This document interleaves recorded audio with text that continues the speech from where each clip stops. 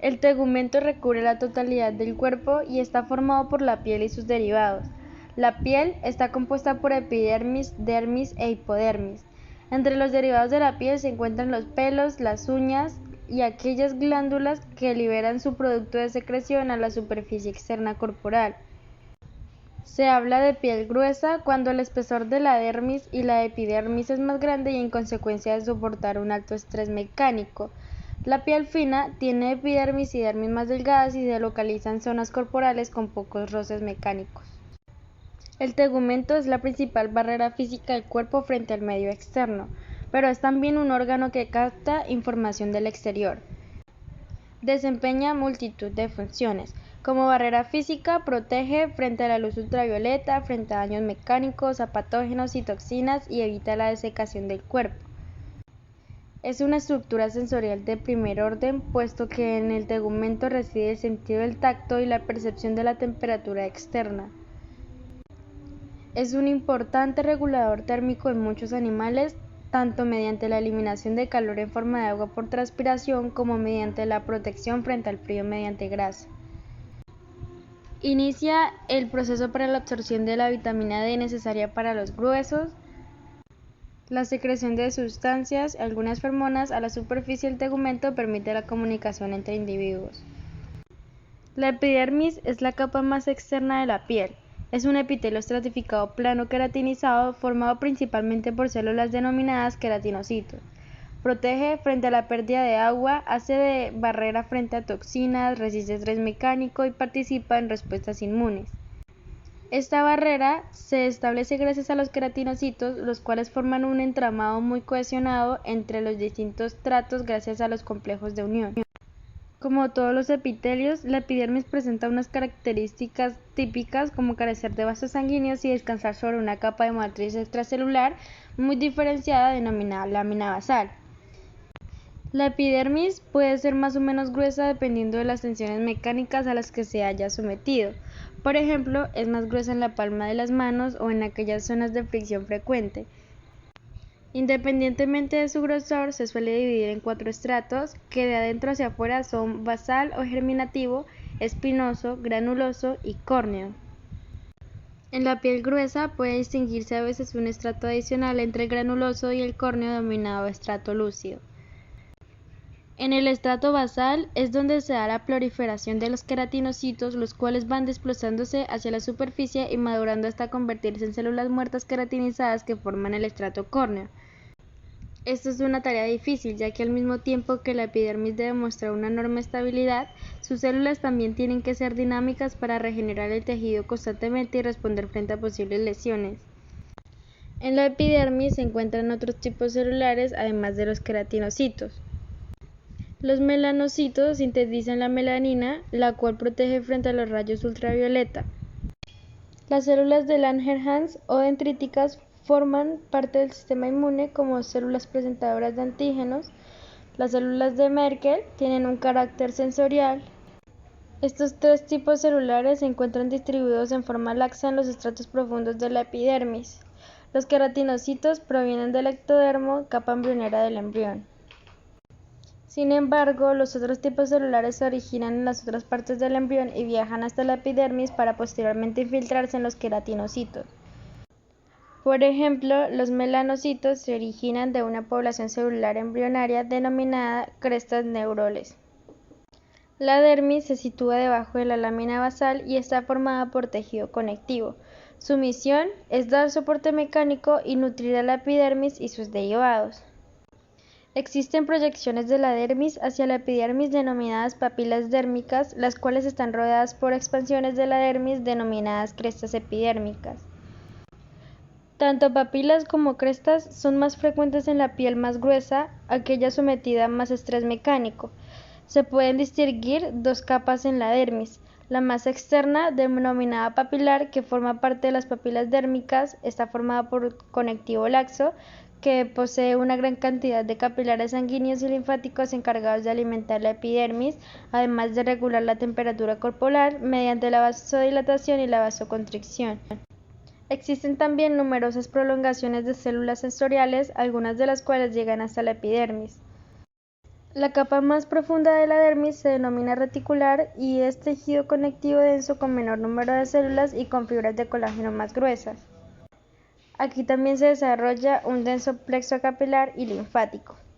La mayoría de los receptores sensoriales se sitúan en la dermis, en las proximidades de la epidermis, y solo algunos atraviesan la lámina basal y penetran en la epidermis. Bajo la dermis nos encontramos con la hipodermis, también llamada tejido subcutáneo o panículo adiposo. Está formada principalmente por células adiposas redondeadas por tejido conectivo laxo y presenta distinto grosor dependiendo de la zona del cuerpo que consideremos. Las zonas de máximo grosor de la hipodermis varían con edad y es diferente en hombres y en mujeres. En las zonas de la cabeza, la dermis continúa directamente con el hueso y por tanto carece de hipodermis.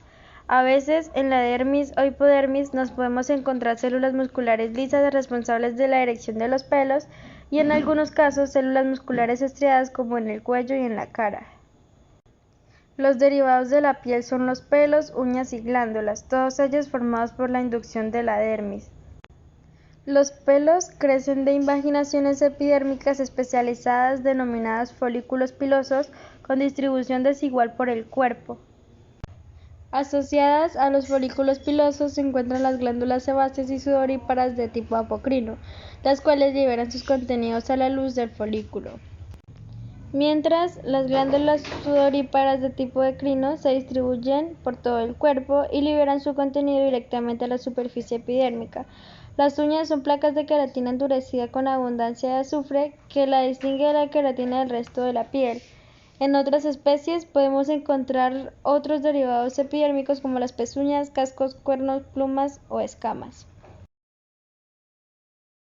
En mamíferos podemos encontrarnos dos tipos diferentes de tegumento, la piel gruesa y la piel fina. La diferencia de grosor entre ambas implica una función diferente que determina su localización en el cuerpo. En este caso, observamos el corte de piel fina de la zona de la mano de una rata. Cuando se compara con la imagen de piel gruesa, lo primero que llama la atención es la delgadez de la epidermis, donde el estrato córneo es también muy delgado y hace que este tipo de piel esté menos queratinizada. En la figura podemos observar los estratos de la epidermis. También presenta las crestas epidérmicas menos pronunciadas. Todo ello genera una menor protección frente a estrés mecánico. En otras regiones del cuerpo donde las tensiones mecánicas son menos frecuentes existe epidermis todavía más fina, como por ejemplo en las imágenes de la oreja del ratón, donde ni siquiera se distinguen los estratos espinoso y granuloso. En la piel fina de los mamíferos, la epidermis se invagina frecuentemente para formar los folículos pilosos, estructuras tubulares que se internan en la dermis o hipodermis y que producen el pelo. Asociadas a cada folículo encontramos unas glándulas denominadas sebáceas, características de este tipo de tegumento. Las células de las glándulas sebáceas presentan un núcleo redondeado más o menos central y un citoplasma claro debido a la presencia de gotas lipídicas, las cuales son extraídas durante el proceso de muestra y de ahí su aspecto claro. En ciertas zonas en las que no existen pelos, como los labios glande, labios menores de la uña o superficie mucosa del prepucio, las glándulas sebáceas se abren directamente en la superficie de la piel. Además, en la piel fina podemos encontrar glándulas sudoríparas, aunque no son visibles en este corte, que secretan o bien directamente a la superficie o salas ecrinas o bien a la luz del folículo piloso o salas apocrinas. En la imagen podemos observar la oreja de un ratón. Se puede observar que la piel está formada por una epidermis muy delgada, con muy poca queratina y con una dermis también muy fina. Falta la hipodermis. La estructura del centro, que parece grasa con adipocitos uniloculares, es en realidad cartílago elástico. En la dermis, que sirve de sostén a la epidermis y fija la piel a la hipodermis subyacente, se suelen diferenciar dos estratos. 1. La dermis superficial o papilar y 2. La dermis profunda o reticular. La dermis superficial o papilar está situada justo debajo de la lámina basal y forma las papilas dérmicas en toda la extensión de la piel. Está formada por tejido conectivo laxo con abundantes capilares implicados en la nutrición de las células de la epidermis, la cual no está vascularizada. Estos vasos sanguíneos también participan en la regulación de la temperatura corporal mediante vasodilataciones o vasoconstricciones. En algunas papilas se encuentran mecanorreceptores como los corpúsculos de Meissner, los cuales están especializados en captar deformaciones ligeras de la epidermis, y otros como los corpúsculos de Pacini, los cuales están relacionados con la detección de la presión. Estos receptores son más abundantes en las zonas más sensibles a la estimulación táctil. También nos encontramos con terminales nerviosos que captan la temperatura. Y tenemos la dermis profunda o reticular. Es rica en fibras de colágeno y reticulares. También se pueden encontrar fibras de músculo liso responsables de la erección de los pelos, denominadas músculos erectores de los pelos. Otros elementos de la dermis reticular son los nervios y los vasos sanguíneos. La hipodermis es la capa más profunda y su grosor depende de la zona del cuerpo. En ella se pueden encontrar numerosas células adiposas. Esta sección de piel gruesa procede de la palma de la mano de una rata. La epidermis, formada por un epitelio estratificado plano queratinizado, presenta una gruesa capa de queratina que constituye el estrato córneo. Las capas de la epidermis que podemos observar en la imagen son claramente distinguibles. Su engrosamiento está provocado por los roces y presiones mecánicas y puede variar dependiendo de las condiciones, de manera en que si las tensiones desaparecen de la epidermis se vuelve más fina. En el límite entre la epidermis y la dermis se observan las crestas epidérmicas y las papilas dérmicas mucho más marcadas que la piel fina. Este tipo de piel carece de folículos pilosos y por tanto de glándulas sebáceas. Sin embargo, las glándulas sudoríparas están presentes, aunque no se observan en la imagen. La dermis papilar y la reticular se distinguen por la diferencia de color, siendo más clara la papilar que la reticular, ya que esta última es más rica en fibras de colágeno y la primera en vasos sanguíneos. La presencia de gran cantidad de células adiposas nos muestra el inicio de la hipodermis. El epitelio estratificado plano queratinizado o epitelio estratificado escamoso queratinizado es típico de la epidermis de vertebrados terrestres, pero también aparece en las papilas filiformes de la lengua, en el paladar duro de la cavidad oral o en la parte superior del esófago. En este corte de la piel gruesa del ratón se pueden apreciar claramente los distintos estratos que componen la epidermis. En el esquema pequeño vemos la organización celular del epitelio estratificado plano queratinizado. El estrato basal o germinativo está formado por una sola capa de células que descansan sobre la lámina basal. En dicha capa se encuentran células madre epiteliales que por división y diferenciación darán lugar a los queratinocitos de las capas superiores. En la imagen pequeña se puede observar varias células en distintas fases del proceso mitótico. Estas células madres se dividen activamente por mitosis y el proceso de diferenciación comienza con la síntesis de los primeros filamentos de la queratina y con la migración hacia la superficie epitelial formando sucesivamente parte de los estratos superiores. En realidad, cada uno de los estratos superiores son diferentes estados de diferenciación de estas células.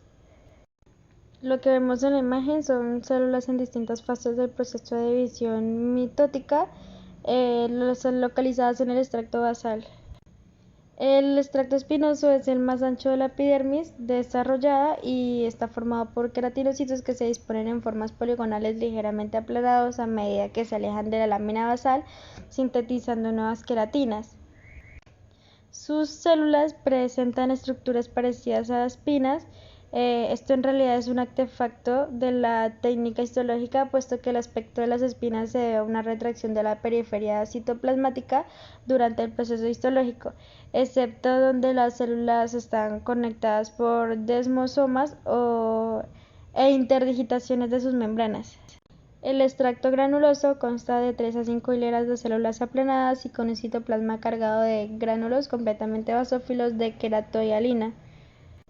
Su contenido será importante para posteriormente aglomerar los filamentos de queratina de su citoplasma. Esta es la imagen de un epitelio estratificado queratinizado, pero en una piel muy fina, donde los estratos prácticamente no se distinguen, pero sí la lámina basal, que está en rojo rosado, señalado por flechitas negras. Finalmente, el extracto córneo, que en esta imagen aparece altamente desarrollado, está formado por células muertas aplanadas y llenas de queratina. Su función es proteger a la piel frente a la abrasión, la desecación y la invasión de patógenos. Se produce una continua descamación de las capas superficiales de este estrato, que ocurre a la misma tasa con la que se incorporan nuevas células desde el estrato granuloso. Su grosor depende de la zona de la piel y es mayor en aquellas regiones sometidas a continuos roces o abrasiones. El principal tipo celular del epitelio estratificado plano queratinizado es el queratinocito, pero también forman parte de este epitelio los melanocitos, encargados de dar color oscuro a la piel, localizados fundamentalmente en el estrato basal, las células de Merkel, su función sensorial, y las células de Langerhans con la función inmunitaria. Esto es una imagen de piel gruesa de la palma de la mano de una rata. El epitelio estratificado plano queratinizado de la epidermis es muy grueso, con papilas dérmicas desarrolladas y una capa de queratina muy desarrollada. El color como rojo azulado de la queratina se debe a la tinción. En esta se muestra la transición, que está señalada con una flecha, entre el epitelio estratificado plano queratinizado y el epitelio plano estratificado no queratinizado, entre la parte más externa e interna del párpado. Esta figura es de la piel fina del labio superior de una rata. El epitelio es tan delgado que la diferenciación de los queratinocitos se da prácticamente en una sola capa de células, aunque sí se observa el extracto córneo. Y esta imagen es en el esófago de los animales que tienen una dieta de comida dura y áspera. El epitelio estratificado plano se transforma en un epitelio estratificado plano queratinizado, es donde están las flechas. El asterisco indica el límite entre el esófago y el estómago. Las glándulas sudoríparas secretas son tubulares, no ramificadas, liberan su contenido directamente a la superficie de la piel. En humanos se distribuyen prácticamente por todo el cuerpo y son más abundantes en las palmas de las manos y en las plantas de los pies. Constan de una porción secretora y de una excretora. La porción secretora está formada por el epitelio cúbico cilíndrico simple, es tubular y muy enrollada, formando una estructura denominada glomérulo, que se encuentra en la dermis profunda o en la hipodermis. Posee una lámina basal patente. Se distingue en tres tipos de células. Las principales, de aspecto más claro, poseen un núcleo esférico a medida de la altura y son cerosas. Su citoplasma tiene aspecto vacuolado con numerosas gotas de grasa y a veces pigmentos. Producen sustancias disueltas en solución acuosa. Las células mulcígenas son más oscuras, más ricas en retículo endoplasmático y contienen algunos gránulos de secreción basófilos. Producen glicoproteínas mucosas. Entre la base de estos tipos celulares y la lámina basal se encuentran las células mioepiteliales, las cuales ayudan a expulsar el producto de secreción. Y la porción excretora, que conduce el producto de secreción hacia la superficie, llega a la epidermis haciendo numerosas ondulaciones. El epitelio está formado por una o dos capas de células cúbicas. Aquí no aparecen células mioepiteliales bajo la lámina basal. En la epidermis, el conducto pierde su revestimiento de células cúbicas y serpentea a modo espiral por los estratos epidérmicos hasta llegar a la superficie, donde se abre el denominado poro sudoríparo. Las glándulas también tienen una función muy importante en la termorregulación, ya que gracias a la evaporación del agua de sus productos de secreción se elimina el calor. Su actividad está controlada por el sistema nervioso autónomo parasimpático y también se produce sudorización emocional controlada por el sistema nervioso autónomo simpático.